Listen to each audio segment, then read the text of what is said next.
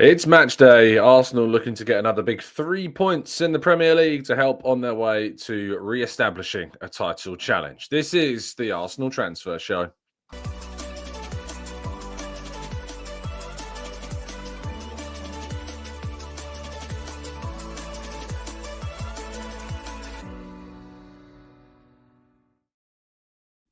Hello and welcome to the Gooner Talk. Back again with you guys and girls for another episode of what is our Arsenal Transfer Show. Joining you every single morning at 8 a.m. UK time. Thank you so much for joining us and making this a part of your morning routines indeed. If you would ever be so kind to drop a like on the video and subscribe to the channel, that would also be massively appreciated indeed.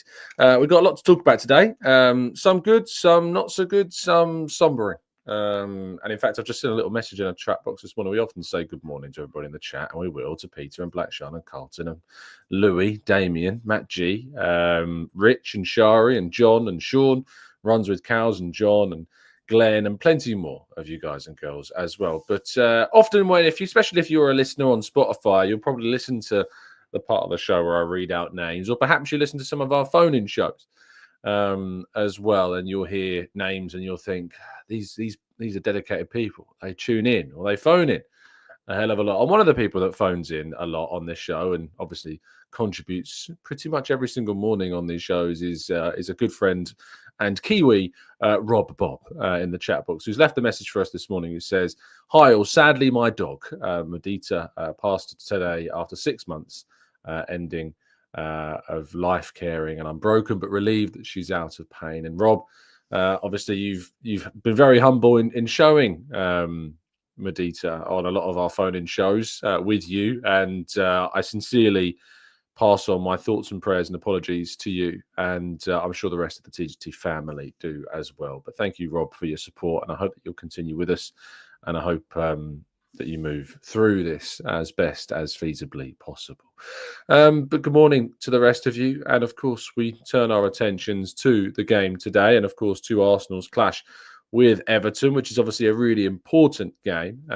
Let's quickly just run through all of the Premier League action for this weekend. No early kickoff this Saturday. Arsenal take on Everton at 3 o'clock, as do Arsenal's main title challengers, Liverpool. They have a 3 o'clock kickoff at home to Fulham. Newcastle host Leicester. Wolves host Ipswich. And Nottingham Forest host Aston Villa in what is probably the most defining game of both of those clubs' seasons.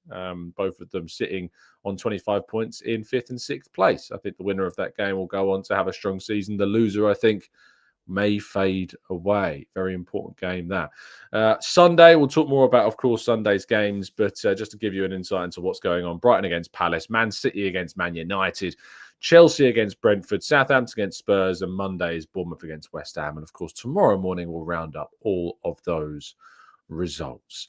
Moving into today's slides, though, let me remind you that if you haven't yet caught up on yesterday's show, I was joined by Andrew, Arseblog, for a YouTube exclusive show. So those that are listening on Spotify, make sure you head over to YouTube if you want to catch up on the episode that me and Andrew had a chat about all things Arsenal, from the January transfer window to the season so far, to injuries, to set pieces, to Miles Lewis-Skelly and his future, and plenty more as well, on Rice being the future number 6 of the club as well. There's plenty discussed in this chat. So I recommend, if you haven't caught up on it after today's show, you head over to the latest upload on the channel, which should be this. So go click on the Arsenal assessment. It's the latest Arsenal assessment episode out with Arseblog. Now, Arsenal and Everton are set to celebrate the life of Kevin Campbell today, as the former Arsenal and Everton striker's memory is thought of today. Of course, you guys and girls know that Kevin was a good friend of mine and a friend of the channel and part of this community, and it was incredibly saddening to hear of his passing earlier on this year. And so it's been a long time coming, I think, in some ways, that Kevin's life will be celebrated, and how apt it is that both the meeting of Arsenal and Everton will join together to celebrate a very, very special person indeed.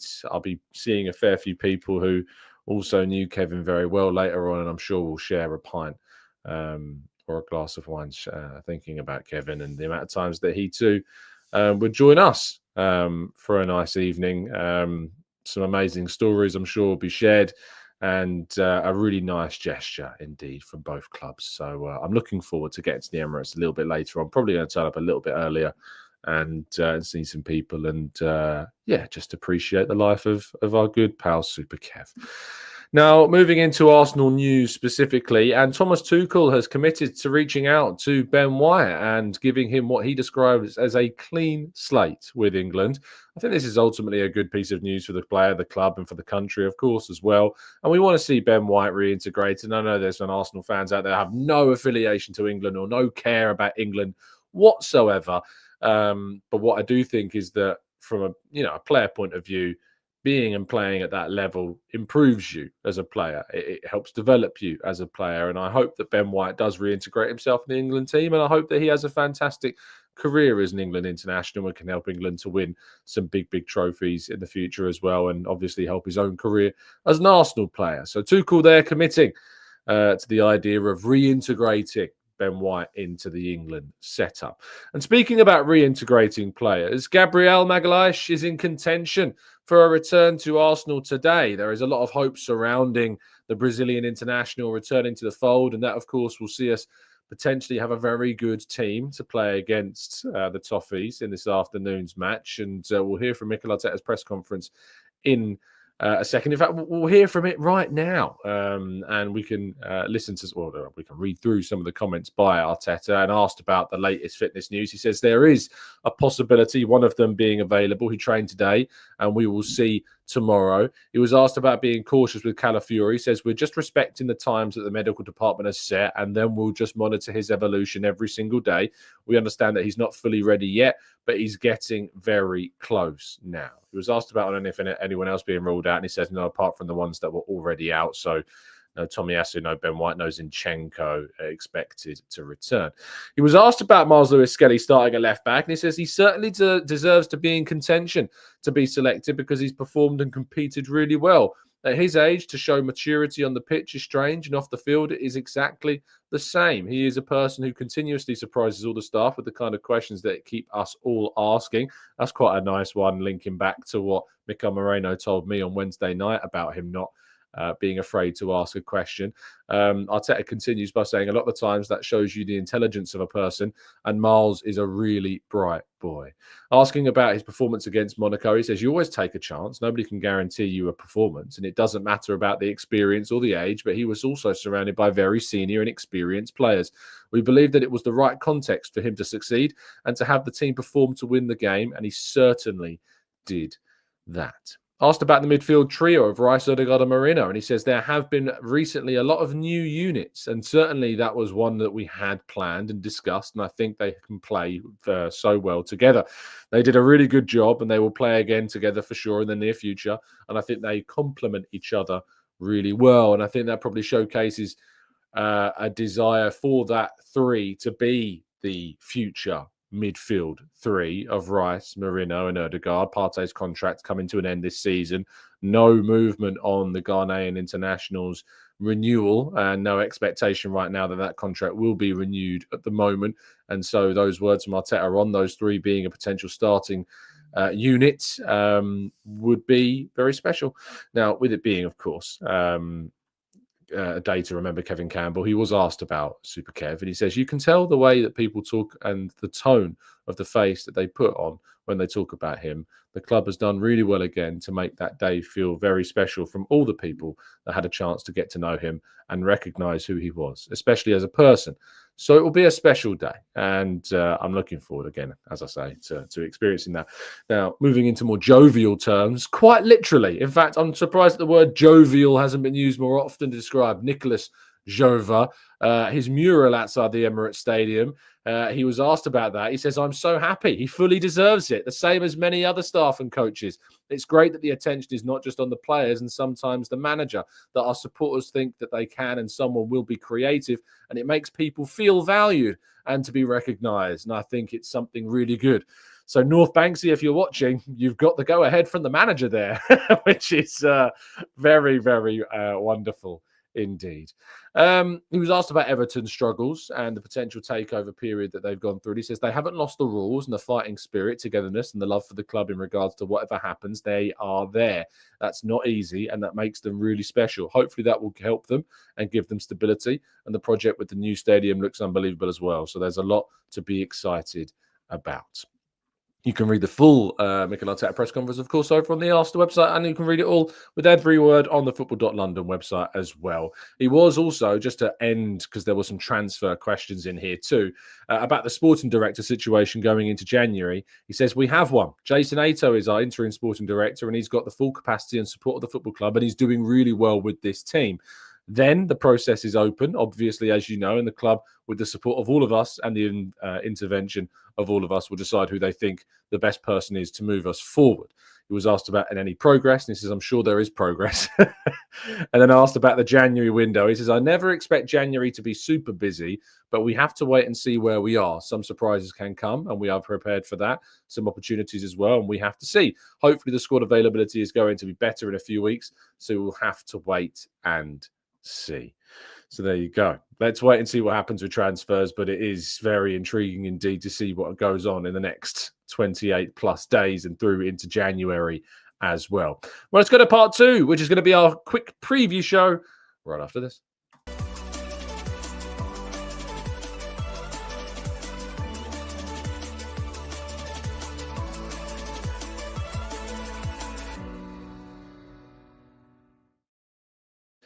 Okay, so a quick look ahead to today's game against Everton. In terms of Arsenal team news, we've just gone through it, of course, for the game. And we do know that Gabriel is potentially in contention for this one as well, which is going to be a big, big boost, of course, to Arsenal, and hopefully those set pieces can be even more dangerous as well, which is obviously a really, really big part of Arsenal's attack at the moment, as we know.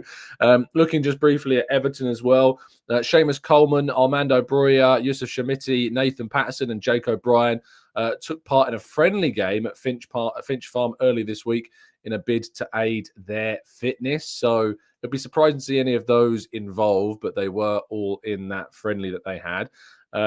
Keane is in contention for a place in the squad, having overcome a minor knee injury that kept him out of the game against Wolves last time out as well. So he's kind of the main player that they're expecting. But there's no timescales that have been put on the returns of Tim Erigbunam or James Garner, but says the pair are continuing to make positive strides in their respective rehabilitations. So still everybody else is expected to be there and available for Everton. I mean, if we have a quick look at Everton's last result and the last lineup that they used in that 4-0 win over Wolves, Jordan Pickford in goal, Ashley Young, Tarkowski, Branthwaite and Mikolenko as the back four, although we could see Keane come in for Tarkowski, although he did have a good game against Wolves. Idrissa Gueye and Mangala with the two defensive midfielders, with a front four of Doucouré, McNeil, Ndiaye and Dominic Calvert-Lewin. That was the team, of course, that featured and scored 4 goals at home against Wolves, that sadly saw Craig Dawson scored 2 own goals during that game. Ashley Young scoring a good goal as well in that fixture also. But from an Arsenal point of view, as you can see on the screen, my team for the day: David Raya in goal, Timber at right back, Saliba and Gabriel at the back, Miles Lewis-Skelly at left back, Declan Rice, Marino and Odegaard as the midfield three, giving a rest to Thomas Partey ahead of that quarterfinal against Crystal Palace on Wednesday. Saka, Havertz and Martinelli, the front three. That's personally what I would go with. Predictions from you guys in the chat box. Start throwing your score lines in there and your scorers as well. I think this should be, hopefully, and touch wood, a comfortable win for the Gunners today to really start building up that momentum once again. I'm going to go with a 3-0 Arsenal win.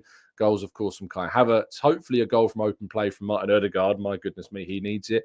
And I think it'd be nice to see Miles Lewis-Skelly, of course, to get a goal as well. Damien says 2-0 Arsenal. Nelly and Big Gabby with the goals. John says 3-1 for the victory here. Mohamed's going for a 4-0 Arsenal victory. Kyle says 5-0 Arsenal win. Runs with Cal's going for a 3-1 Arsenal victory as well. Anne's pointing out that Miles Lewis-Skelly deserves to be in this team. Stephen says 4-0 to the Arsenal. Lib says 6-0 as well. So plenty of positive scorelines and good feeling about things right now. Right, let's move to part 3. Your questions and more right after this.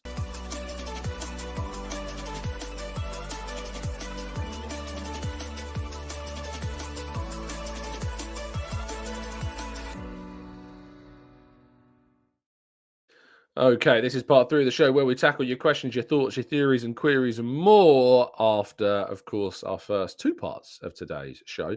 So if you've got a question you'd like to throw into the chat, use a capital Q and get your thoughts and feelings on what you think or what you would like to know about today's game. Of course, we do need to do... It's fallen over this one. It's really low down. Our advent calendar, 14th of December today. Where is number 14 on the calendar?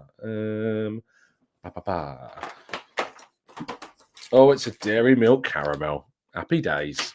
Solid 7 out of 10. The Mohamed El Neni, as we've said, of the advent calendar. And the shirt this morning is an Argentina shirt.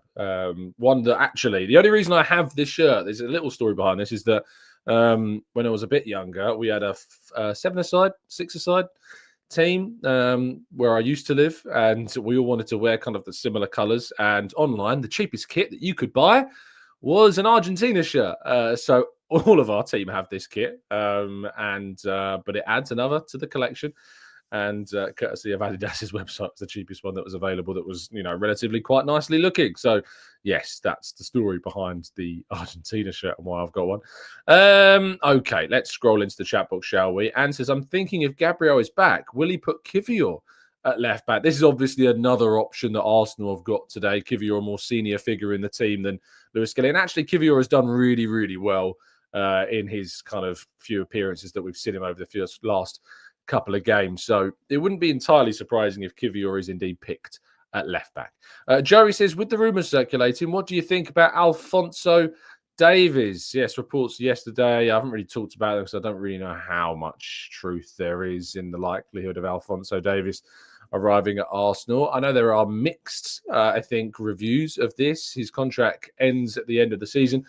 What you have to say is that he's got some brilliant numbers when it comes to kind of creativity and attacking side of things. But when it comes to the defensive side of his game, there are a lot of question marks about Alphonso Davies because he's not really a left back. He is more of a left wing back and, came through at Vancouver Whitecaps as a left winger and a forward player. And certainly he plays more of a prominent role in the Canadian national side further up the field as well. So, yeah, I think that it would be a very interesting signing for Arsenal to make at left back. But with the news and the reality of Miles Lewis Skelly as well, it seems that maybe left back won't be a position on the agenda. And we already have Calafiori, of course, and Kivior still at the club as well. Love Me Forever says he should go with a young man, Kivior, being not good enough. Give the youth player a chance. Kivior has had a really good last few games. It's really easy to kind of dismiss Kivior, I think. But actually, in certain games this season, he has actually shown, I think, some really good level of performance. Major Lee says, if you were a professional footballer, which position would you play? When I was younger, I played centre forward, but as I got older, I started moving further and further back, and then playing my semi-professional. It was never semi-pro, but the amateur Sunday League ended as a right back, and I probably would stick with that. Maybe even move to centre half. 6'3", can win a few headers, as they say. So I'll probably go with that. Centre half would probably be my position at the moment. Rob says, how many shirts do you have in terms of a ballpark? I guess we're going to find out, Rob, but I reckon it's 1.5 dozens, maybe. Would probably be inaccurate. We're on day 14. We'll see if we can eke any more shirts out of the boxes between now and Christmas. Jean says, do you think that Martin Odegaard is fully fit? Yeah, I can see several indications that he's not quite there, including sometimes stamping in the ground in pauses and a little different figure when he passes. Of course, he's only just come back from like a really long-term injury. He's never going to be fully fit. So it's going to take games and minutes for him to gradually find his feet, but he's still producing some fantastic performances as well. John says, I can't see us getting a good price for Gabriel Jesus. I think Arsenal will be lucky to get 20 million quid at the moment for Gabriel Jesus. That might be the reality of the situation. Rich says, how much can we spend in January? I'd love to see us bring in a Lookman or a Vita Rise. We don't know the specific figures, Rich. We know that there is some freedom for Arsenal to spend. I guess we will have to wait and see. what happens in that regard. But yeah, let's wait and see what happens. Joey says, yeah, I checked his numbers. Zinni has some stats that are better defensively as well, which is always going to raise some eyebrows. RRDM says 2 set pieces teams, 2 set piece goals, and 2 scored by both clubs, 2-1 Arsenal. Major Lee says, I live in Vancouver, and the Vancouver Whitecaps Academy is only a block away from my home. What an interesting little bit of insight into Lee's life we've got there, and maybe a glimpse at some of the future Canadian superstars as well. Mr. Thugi says, Davies makes little sense for me. We've moved on from that type of fullback years ago. Plus, we have Kieran Tierney now if we wanted somebody to bombing up that down. I mean, I don't think Kieran Tierney's presence is going to affect any type of transfer other than his own out of the club, if we're being very honest. And he says, morning, Tom. How about introducing a weather check for each Arsenal match? Good also for the fans travelling up to games. Do we want a weather check? Shall we do a weather check? I can give you one of those if you like on a match day. I'll give you a weather chat. I suppose when we do those European games, it might make it a little bit more interesting. Let's have a quick look at what BBC Weather are saying this morning for Highbury. Highbury, thick cloud and a gentle breeze with a high at 3 o'clock of 7 degrees, 0% coverage of rain with an 8 wind factor. I think that's miles per hour, right? Is it?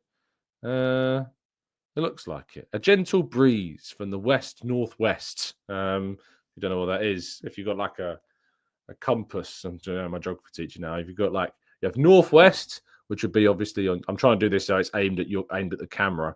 So this way for you when you're looking at this, northwest, which is for me looking at northeast, but northwest for you. Northwest is a little bit closer to north. Northwest is a little bit closer to west.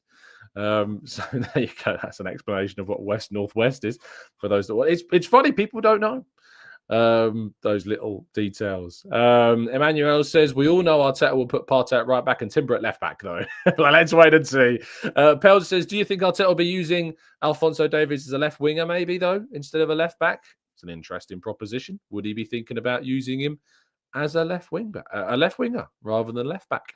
David says Tom was the fox in the box. Back in the day, when I was a little bit slimmer, yeah, probably a little fox in the box, score a few goals. Burmese Gooner says, morning, Tom. Not a question. Just want to say, great show last night with Andrew. God, I can't go today with the Kevin Campbell derby. Enjoy the day. Thank you, Burmese Gooner. And if, as he says, please, if you haven't done so already, go back and catch up on the show that I did with Andrew. It's only available on YouTube. It's a YouTube exclusive show. So go and check that one out as one of the last uploads on the channel after you finished today's show. So there you go. Joey says, for those watching at home, what do you guys eat while watching the game? I'm getting tired from eating pizza. An insight into people's eating habits during matches. 3 o'clock kickoffs aren't really for me anyway, a UK-based listener. 3 o'clock kickoff, it's not a time for eating really. Usually it's dinner after the game. But because I do go to the Emirates, it means that you get a nice tidy bit of lunch before the game. So I'll let you know tomorrow morning if you remind me what was indeed on offer. On Wednesday for the Monaco game, what was it? I know we had ginger cake as a dessert. That was really nice. But I think it was like a chicken and rice type dish. And then at the weekend, it was a lamb hot pot before that, which was really, really good. John says, what's your favourite pre-match meal when we kick off at 3 p.m.? What's the best meal that they've done at the Emirates? I mean, on Sundays, they do a roast. So I always long for Sunday games. I also long for early kickoffs because when you get an early kickoff at the Emirates, you get a cooked breakfast, which is nice. But 3 o'clock kickoffs can be a lot of things. Can be like beef stews with dumplings. That's really, really nice. If I'm not really into kind of the meat dish, they always have a fish alternative or a veggie alternative as well. The fish is often kind of like a salmon with glazed vegetables and like a nice like teriyaki sauce maybe. It's really nice. So potentially that. I'm trying to think of anything that's really stood out. They did like a coconut chicken curry the other week. That was also really good. So I'll probably go with that. John says, no dirty burgers. I mean, trust me, mate, I'd happily get one. I went for a little phase of not even having the Emirates Stadium food. There was I would go to Zia Lucia, which is a pizza place on Holloway Road, and that would be my pre-match ritual for a bit. I haven't done that in a while. But yeah, and David, as David points out, when they do the cheesecake, which they haven't done in a while, hopefully we get it back one day. The cheesecake is excellent.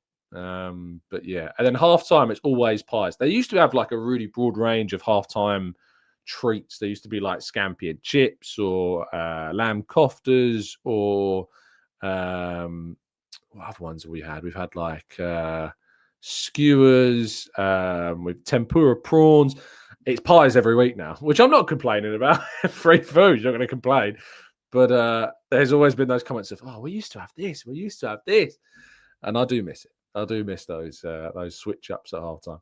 Drake says, "Hey Tom, never been able to catch a live show because I live in America, but I listen to your show every day, and I flew in for this weekend's match and can't wait to see the Gunners play." Drake, have a fantastic time, and I hope you enjoy yourself. I hope you have a fantastic day and enjoy the game, mate. John says, "I've been to the Simons Club for games. It's special, very special."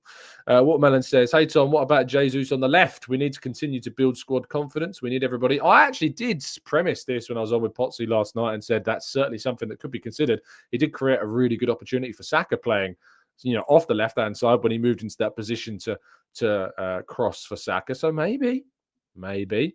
Stu says, "Tom, out of our less versatile players, who do you think could do well in a completely different position? Saliba up front, for example." I think Declan Rice at centre-back would do a very good job. I think that Zinchenko, naturally, you'd think of him. I know he's not played midfield, so you can't put him as one of the versatile players because he hasn't played any other position other than left back. So Zinchenko in midfield, I think. Gabriel is kind of a last 10-minute centre forward, surely as well, maybe. But yeah, I think Saliba's a really good pick. His technical ability is excellent. So that would make sense to see him, I think, used in that potential position. Morris says, "Hi, Tom. Watching live for the first time as well. It's great to see so many people tuning in for the first time live. If you are new to the channel, do make sure you're dropping a subscription. Help us on our way to hitting our target for the end of this year." But Morris says, "Hi, Tom. Watching live for the first time. Why do we criticise players without looking at the total aspects of the game and situations? For example, Martinelli. Teams have studied our style of play and changed." I think, Morris, with the case of Martinelli, it's different because we've seen kind of other players grow, develop, improve, remain more consistent. Whereas there's definitely been an element of regression in Martinelli's game over the last 18 months, which I think has been fairly raised by plenty of people. John says, "I've been to the Diamond Club. Sorry, Tom," or a text. "Oh, sorry, Diamond Club," rather than Simon. I wonder what the Simons Club was. I was worried it was something dodgy, John. But the Diamond Club. I've been in the Diamond Club when doing a stadium tour. But outside of that, it's not happened. Rob says, "Do you think that Raya could play outfield?" I always kind of scoff at the idea of goalkeepers playing outfield. It's never something I think that you'd see. I think you'd see them kind of, exposed for the limited technical ability they do have. They have, goalkeepers at Premier League level have to have a certain level of technical ability. But I think there would be a level of exposure, I think, seen if indeed that ever had to happen. David says, "As long as we're not being served humble pie today, it's all good." I absolutely agree with you, mate. Absolutely agree. Soup says, "Is there any chance of Fulham getting a point at Anfield? It'll be interesting to comparison to Liverpool's effectiveness in attack versus ours. But it's a different type of game. It is at Anfield, so that does change things, of course. Fulham will be less expected to have more of the ball. And Arsenal limited them, obviously, to a very little possession when they went to Craven Cottage, but they were clinical in the two chances they had. They scored one of them. So I think there's hope. There's always hope, but it's never going to be the most likely outcome, I think, on that day." And John lastly says, "Do you think Premier League teams will adopt the Monaco tactic of leaving 3 up from a corner?" It's been a bit made of this. I hope that they do. I think there's been suggestions that this actually is a way to stop Arsenal's effectiveness. I mean, if teams are more than happy to leave more players outside the box and leave more spaces for our players to run into, feel free. Feel free. I'm more than happy. We didn't have many corners against Monaco, so we didn't really get to see how much of an impact it would have had. And we've obviously not had Gabriel either available to us. And Havertz didn't start against Monaco when we had those corners either. And so for that reason, I think, we've not necessarily seen it. But they may try it. I sincerely hope that they do, because I think actually it would be more helpful to Arsenal I've seen some suggesting that it would be somehow the way in which you stop Arsenal's effectiveness. I think it's rather naive, but let's wait and see.